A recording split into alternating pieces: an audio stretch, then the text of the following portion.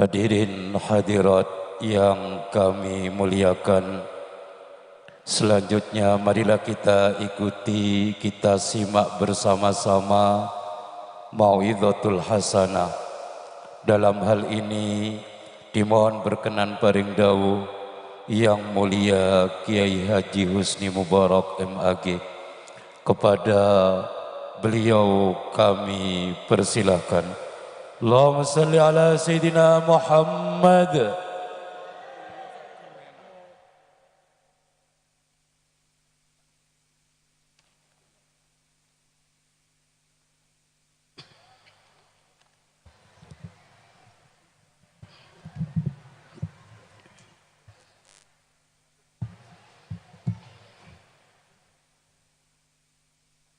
Bismillah.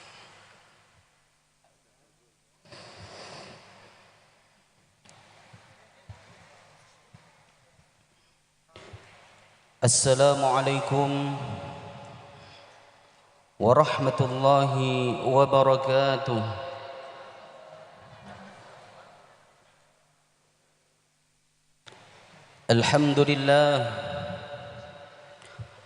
Alhamdulillahi wa kafa. Wassalatu wassalamu ala rasulihil mustafa وعلى آله وصحبه أهل الصدق والوفا. قالوا سبحانك لا علم لنا إلا ما علمتنا إنك أنت العليم الحكيم. اللهم انشر نفحات الرضوان عليه وأمدنا بالأسرار التي أودعتها لديه. Amma ba'du, yang sangat kami muliakan para habaib, para masyayikh, para kiai, para bunyai, para a'immatul khususiyah. Nakhussu bidzikri sayyiduna al-habib Umar bin Abdullah As-Saggaf wa sayyiduna al-habib حامد مولى دويلة وسيدنا الحبيب مصطفى الهدار وسيدنا الحبيب مصطفى الجفري وسيدنا الحبيب عبد القادر مولى دويلة. Kemudian ada Kiai Haji Nawawi, Kiai Haji Muhammad Zainul Arif, Kiai Haji Hafidh, Kiai Haji Abdullah Sa'id, dan juga kepada seluruh habaib, seluruh masyayikh dan kiai yang hadir di tempat yang mulia ini yang belum bisa kami sebutkan satu persatu tanpa mengurangi rasa cinta kami kepada beliau. Juga yang sangat saya muliakan keluarga besar min hadratus Syekh Muhammad Uthman Al-Ishaqi. Nakhussu bidzikri Kiai Haji Hilmi Basyaiban. Kemudian yang juga sangat kami muliakan keluarga besar min syekhina wa murabbi arwahina wa walidina Syekh Ahmad Asrari Al-Ishaqi, hadir di tengah-tengah kita. Seluruh putra dan putri beliau, semoga beliau semuanya diberikan kesehatan oleh Allah Subhanahu wa taala. Yang juga sangat saya muliakan sahibul bait Agus Kiai Haji Muharrara Ali Afifi, dan juga kepada seluruh keluarga besar Pondok Pesantren Usulus Salam. Semoga beliau senantiasa diberikan kesehatan oleh Allah sehingga terus bisa membimbing santri-santri dan para jamaah beliau, amin. Yang juga sangat saya muliakan seluruh pejabat pemerintah yang hadir pada kesempatan yang berkah ini, baik dari sipil maupun TNI Polri.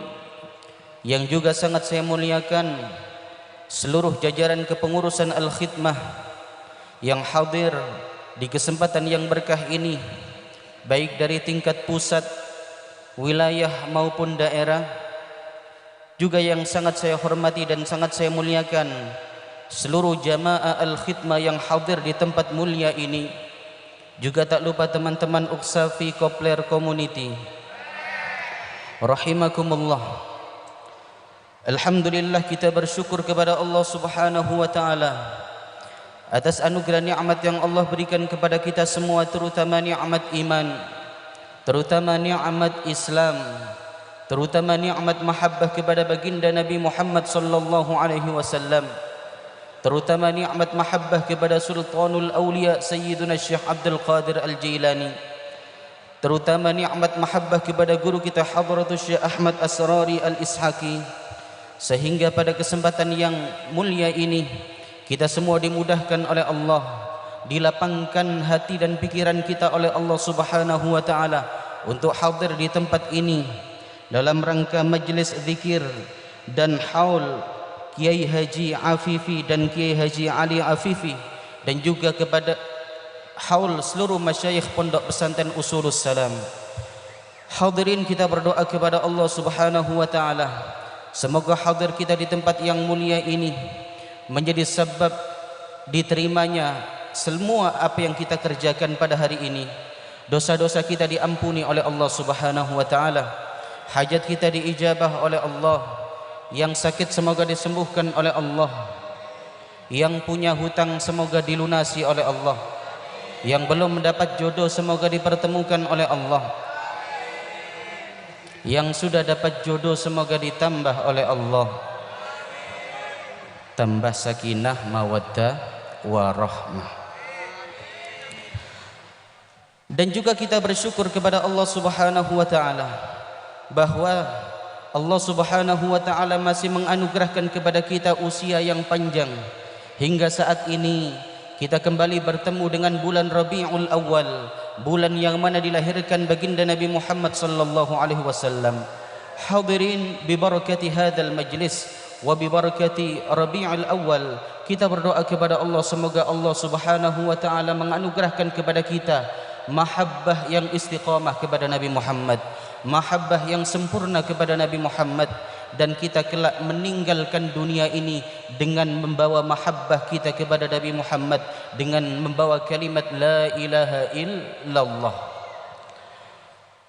Hadirin hadirat rahimakumullah, Sayyiduna al-Imam Sahal At-Tustari radhiyallahu anhu dalam sebuah kesempatan beliau memberikan nasihat, man arada an yanzura ila majalisil anbiya falyanzur ila majalisil ulama. Barang siapa yang ingin melihat majlis para nabi, barang siapa yang ingin melihat majlis Nabi Muhammad sallallahu alaihi wasallam, maka hendaklah dia melihat majlis yang di situ dibimbing oleh para ulama. Hendaklah dia melihat majlis para ulama. Maka hadirin hadirat rahimakumullah, majlis yang saat ini kula panjenengan hadir di dalamnya, majlis zikir al-khidmah, adalah majlis yang dibimbing oleh guru kita Hadratus Syekh Ahmad Asrari Al-Ishaqi, yang mana beliau adalah seorang ulama yang diakui keluasan ilmunya, yang diakui keindahan akhlaknya, yang diakui ketersambungan tariqah beliau hatta yattasilu ila Rasulillah sallallahu alaihi wasallam. Maka hakikat majlis kita ini adalah majlis Nabi Muhammad.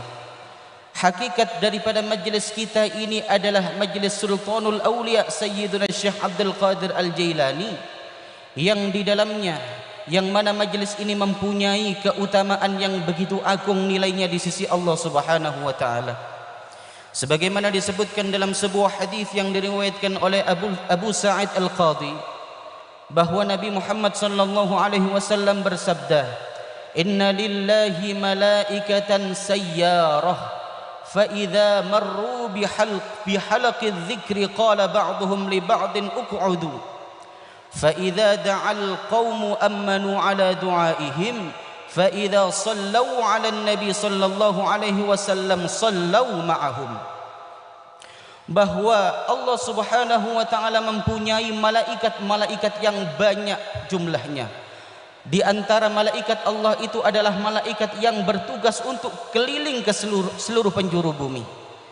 yang mana malaikat tersebut, para malaikat Allah tersebut ketika kemudian bertemu atau melihat majlis zikir, maka kemudian mereka saling berkata satu sama lain, duduklah bersama mereka. Ketika orang-orang yang berada di dalam majlis zikir itu berdoa kepada Allah Subhanahu wa taala, maka malaikat-malaikat tadi akan ikut mengaminkan doa mereka. Ketika orang-orang yang berada di dalam majlis zikir itu bersolawat kepada Nabi Muhammad sallallahu alaihi wasallam, maka malaikat itu ikut bersolawat kepada mereka. Kemudian dilanjutkan dalam hadis tersebut, thumma yaqulu ba'duhum li ba'din tuba li haula yarji'una li buyutihim maghfuran lahum. Alangkah beruntung orang yang hadir dalam majlis zikir tersebut, karena kenapa? Mereka pulang ke rumah mereka masing-masing dalam keadaan dosa-dosa mereka telah diampuni oleh Allah Subhanahu wa taala. Kita berdoa semoga hadir kula panjenengan di majlis ini menjadi sebab diampuni dosa-dosa kita, dosa kedua orang tua kita, dan dosa semua orang yang kita cintai. Amin amin Allahumma amin. Bapak Ibu sekalian yang sangat saya muliakan, di dalam kitab At-Tawwabun karya Sayyiduna al-Imam Ibnu Qudamah. Ibnu Qudamah ini adalah merupakan murid daripada Sultanul Auliya Sayyiduna Syekh Abdul Qadir Al-Jilani. Di situ disebutkan kisah seorang penduduk Balkh. Kisah seorang penduduk Balkh yang mana satu keluarga tersebut merupakan keturunan daripada Nabi Muhammad sallallahu alaihi wasallam. Singkat cerita, kemudian sang suami ini meninggal, yang tentu setelah meninggalnya suami daripada istrinya tersebut, maka sang istri secara ekonomi kemudian keteteran. Sang istri sudah berusaha mencari pekerjaan untuk memenuhi kebutuhan keluarganya, untuk memenuhi kebutuhan putra dan putrinya. Ternyata mencari pekerjaan tidak semudah membayangkan telapak tangan, tidak semudah membalikkan telapak tangan.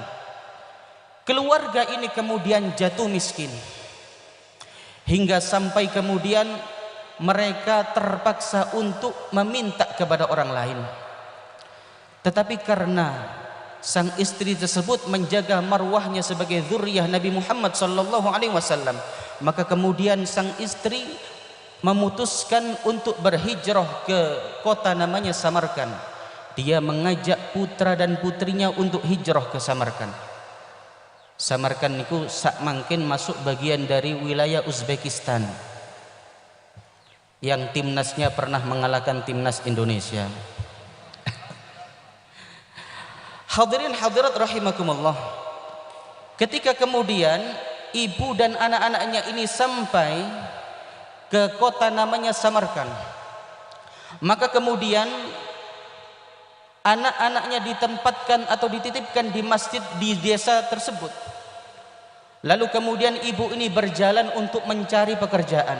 Sang ibu ini, wanita ini yang merupakan dzurriyyah daripada Rasulullah sallallahu alaihi wasallam, ini berjalan demikian jauh untuk mencari sesuap nasi. Hingga kemudian ketika masuk dalam sebuah desa, ibu ini kemudian bertemu dengan seseorang yang mana orang itu dikerumuni oleh banyak warga.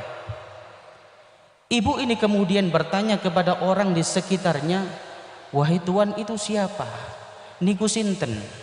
Kok dia dikerumuni oleh banyak orang?"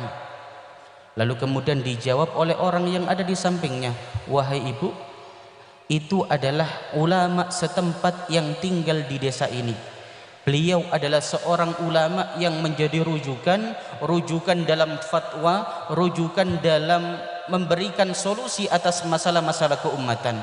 Maka wajar beliau dikerumuni oleh banyak orang." Hadirin hadirat rahimakumullah, ibu tadi kemudian menunggu sampai kemudian orang-orang pulang semua. Setelah orang-orang yang mengelilingi ulama tadi pulang, kemudian ulama itu disamperi oleh beliau, didatangi oleh beliau. Sang ibu ini kemudian mengucapkan salam kepada ulama tersebut, "Assalamualaikum ya Syekh, mohon maaf kula niki adalah seorang musafir. Saya ini datang dari desa namanya Balkh, dari kota namanya Balkh. Dan saya ini orang miskin yang datang ke sini untuk mencari sesuap nasi. Maka jika panjenengan tidak keberatan, mohon mungkin panjenengan bisa memberikan sedekah kepada saya. Mungkin panjenengan bisa memberikan sesuap nasi kepada saya dan putra dan putri saya. Dan kemudian di akhir perkataan tersebut, ibu tersebut kemudian berkata, dan saya ini adalah keturunan daripada baginda Nabi Muhammad sallallahu alaihi wasallam. Hadirin, kemudian ulama tadi bertanya kepada ibu tadi, ya fulanah, hal laki bayyinatun ala ma qulti? Apakah engkau punya bukti bahwa engkau adalah keturunan Nabi Muhammad sallallahu alaihi wasallam?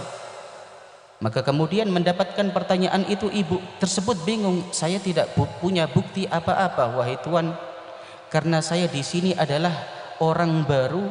Tetapi kalau di tempat saya di Balkh sana, saya memang orang-orang sudah tahu. Hadirin, kemudian mendapatkan jawaban tersebut, ulama tadi memalingkan muka kemudian meninggalkan ibu tadi. Tentu ibu tadi kemudian ibu tadi berjalan lagi. Berjalan beberapa ratus yang seorang bermimpi. Dalam mimpinya tersebut sang ulama ini merasa seolah saat itu ia berada di hari kiamat. Ia menyaksikan mencekamnya hari kiamat. Rasul Muhammad sallallahu alaihi wasallam, hal laka bayyinatun ala ma qulta? Apakah kamu punya bukti kalau kamu umat saya? Tenakan kali Kanjeng Nabi napa Pak? Hal laka bayyinatun ala ma qulta? Kamu punya bukti apa kalau kamu ini umatku? Mendapatkan pertanyaan itu tentu ulama tadi kaget dan ketakutan. Saat itu kemudian dia bangun daripada tidurnya. Esok hari kemudian dia berusaha baginya karena dia telah menolak zuriyah Nabi Muhammad. Kemudian mencari kemana-mana, tanya kemana-mana. Setelah itu kemudian dia mendapatkan informasi kalau wanita yang beberapa hari lalu memasuki desa tersebut sekarang tinggal di rumah seorang majusi. Lalu kemudian ulama tadi pergi ke rumah si majusi tersebut, dan kemudian setelah bertemu dengan si majusi tersebut, ulama tadi kemudian berkata, apakah betul wanita dan anak-anaknya yang katanya dari Balkh ini ada di rumah Tuan? Iya betul. Ada apa emangnya? Wahai Tuan, mohon berikanlah wanita tersebut dan anak-anaknya kepada saya, biar saya yang menjamu mereka. Oh tidak bisa, ini kan tamu saya.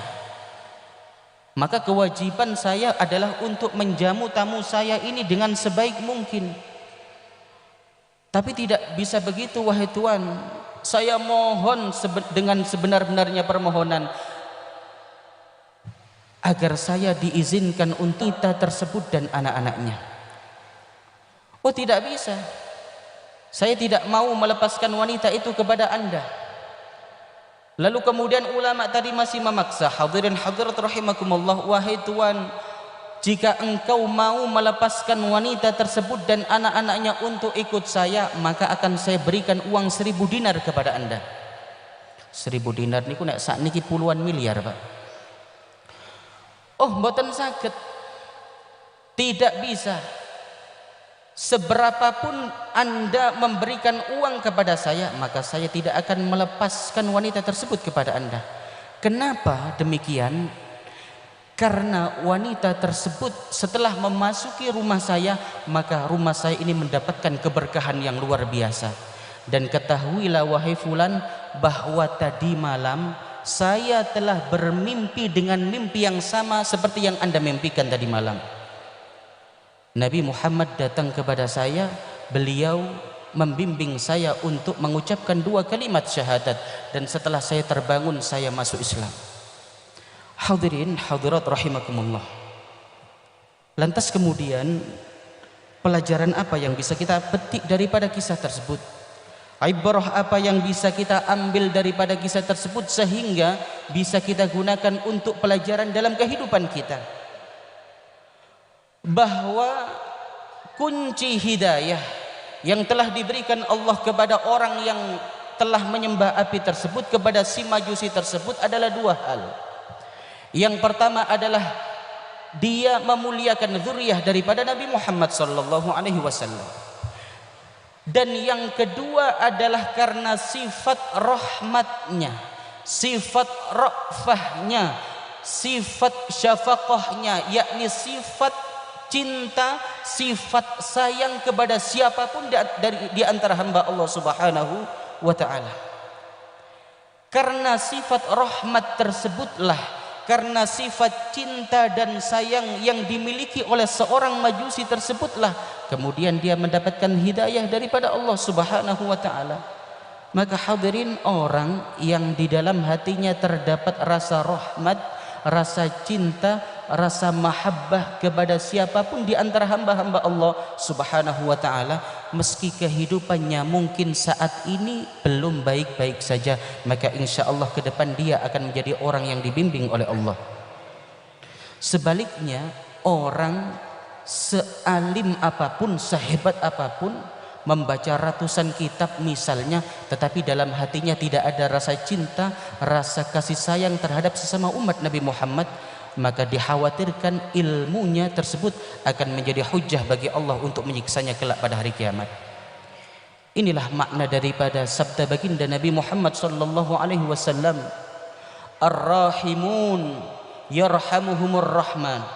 Orang yang merahmati sesama umat Nabi Muhammad, orang yang di dalam hatinya terdapat cinta kepada sesama umat Nabi Muhammad, maka dia akan mendapatkan rahmat daripada Allah Subhanahu wa ta'ala.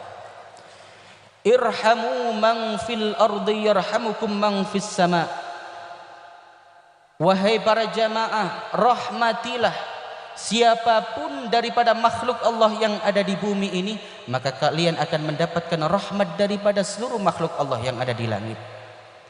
Hadirin, inilah sifat rahmat, inilah sifat cinta, inilah sifat empati, yang mana sifat ini adalah sifat yang selalu diteladankan oleh Nabi Muhammad sallallahu alaihi wasallam.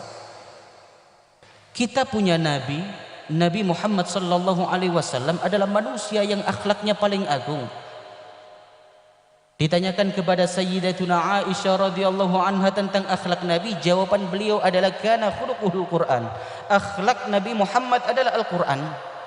Tetapi hadirin hadirat rahimakumullah, dari sekian banyak akhlak Nabi, dari sekian banyak keindahan akhlak Nabi Muhammad sallallahu alaihi wasallam, di antara akhlak yang diperinci dalam Al-Quran, di antara akhlak beliau yang diperinci dalam Al-Quran adalah rasa kasih sayang terhadap umat, adalah rasa cinta terhadap semua makhluk Allah Subhanahu wa ta'ala. Fabima rahmatin minallahi linta lahum walau kunta faddan ghalidhal qalbi lang faddu min hawlik. Karena rahmat daripada Allah lah wahai Nabi Muhammad, engkau bisa berlaku lembut kepada mereka. Seandainya engkau mempunyai sifat yang kasar lagi keras, tentu lang faddu min hawlik, maka sahabat-sahabatmu akan menjauh dari sekitarmu. Laqad ja'akum rasulun min anfusikum azizun 'alaihi ma 'anittum harisun 'alaikum. Nabi mempunyai sifat haris, merasa menderita atas penderitaan yang dialami orang lain. Ketika Nabi melihat orang sakit, maka Nabi merasa sakit. Ketika Nabi melihat orang kelaparan, maka Nabi merasakan lapar. Harisun 'alaikum bil mu'minina raufur rahim. Dan Nabi Muhammad sallallahu alaihi wasallam adalah Nabi yang begitu menginginkan keselamatan umatnya, Nabi yang begitu menginginkan kula panjenengan ini selamat di dunia maupun di akhirat. Bahkan hadirin rahimakumullah, dalam sebuah hadis sahih disebutkan bahwa ada orang yang masuk neraka karena apa? Karena dia menyakiti seekor kucing. Dia mempunyai seekor kucing, kucingnya ini kemudian dikurung tanpa diberi makan dan minum, maka sebab itulah kemudian dia dimasukkan neraka oleh Allah. Dan juga dalam riwayat lain disebutkan ada umatnya Nabi Musa yang mana ngapunten dia adalah seorang yang ahli zina, seorang wanita yang ahli zina. Kemudian suatu saat dia menemui sumur, dia ingin minum, dan di tepi sumur ada seekor anjing yang kehausan. Apa yang dilakukan wanita tersebut? Wanita tersebut kemudian mengambil air dengan sepatunya dan memberikan air tersebut kepada seekor anjing. Berkah itulah dosa-dosanya kemudian diampuni oleh Allah Subhanahu wa taala. Hadirin, inilah rahmat, inilah cinta, inilah kasih yang mana sifat ini merupakan sifat yang begitu agung nilainya di sisi Allah Subhanahu wa taala. Hadirin, kita saat ini telah jauh daripada Nabi Muhammad sallallahu alaihi wasallam. Kita lihat bagaimana kondisi umat Islam saat ini. Keributan terjadi di mana-mana, perpecahan terjadi di mana-mana. Kita sekarang mungkin yang sering terjadi adalah seseorang ketika itu memandang orang lain yang bukan daripada kelompoknya, maka bersikap seolah itu adalah musuh baginya. Padahal kita semua adalah umat Nabi Muhammad. Apapun partai kita, apapun ormas kita, apapun organisasi kita, selama kita adalah umat Nabi Muhammad, kewajiban kula panjenengan untuk mencintai sesama umat Nabi Muhammad. Dan akhlak inilah yang kemudian diajarkan oleh guru kita Hadratus Syekh Ahmad Asrari Al-Ishaqi. Beliau adalah ulama, bukan tipe ulama yang terlalu kebanyakan dalil, titik-titik qala Allah Ta'ala, titik-titik qala Rasulullah Sallallahu Alaihi Wasallam, tidak.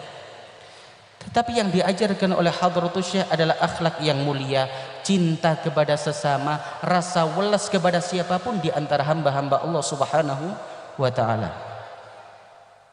Maka hadirin hadirat rahimakumullah, bertepatan dengan momentum Maulid Nabi Muhammad sallallahu alaihi wasallam, mari kita jadikan ini sebagai momentum perubahan bagi kita. Kita jadikan momentum bulan Maulid Nabi Muhammad ini sebagai momentum untuk memperbaiki akhlak kita, untuk meneladani akhlak daripada Nabi Muhammad sallallahu alaihi wasallam. Dan kita berdoa kepada Allah Subhanahu wa taala, semoga Allah Subhanahu wa taala menghiasi kula panjenengan, menghiasi seluruh keluarga kita dengan akhlakul karimah, akhlak penuh cinta kepada sesama umat Nabi Muhammad, menjadi pribadi yang pemaaf, menjadi pribadi yang sabar, menjadi pribadi yang senantiasa bisa bersyukur kepada Allah Subhanahu wa taala. Dan kita berdoa kepada Allah Subhanahu wa taala nanti pada hari kiamat kula panjenengan dikumpulkan bersama rombongan daripada Nabi Muhammad sallallahu alaihi wasallam. Hadirin hadirat rahimakumullah, demikian sedikit yang sakit kawula sampaikan. Atas kekurangannya saya mohon maaf sebesar-besarnya. Wal afu minkum, ihdinas siratal mustaqim. Wassalamu alaikum warahmatullahi wabarakatuh.